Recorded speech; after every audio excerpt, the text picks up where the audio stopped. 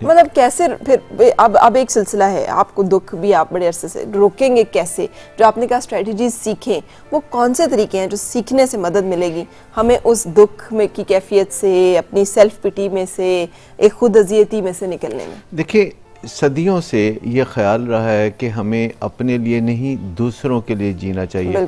ये चीज़ रोग को जन्म देती है और ये हरकत में आया हुआ है एक फार्मूला, किताबों में यही लिखा है कि हमें दूसरों के बारे में, अपने बारे में बात करते हुए वो सेल्फिश का लफ्ज़ जो आता है, वो नरगसियत की जो बात आती है, उससे लोग कतराते हैं। सही। लेकिन अगर हम बदलना चाहते हैं तो हम कहते हैं डू दी ऑपोजिट। जब भी हम बदलना चाहते हैं किसी चीज़ के हवाले से तो वो कहते हैं कि do anything other than that particular thing.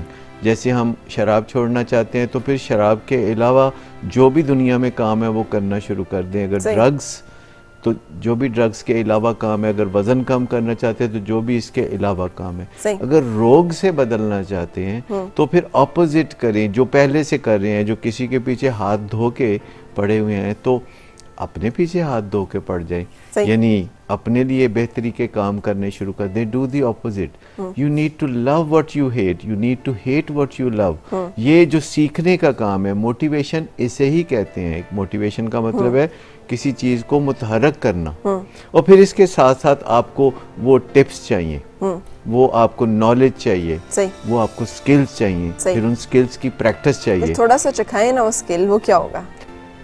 जो स्किल्स होती हैं जो आपको अपनी परवाह करना सिखाती हैं, वो स्किल्स एक्चुअली, नॉलेज और स्किल्स ये दो बहन भाई हैं। इन दोनों के साथ चलना होगा।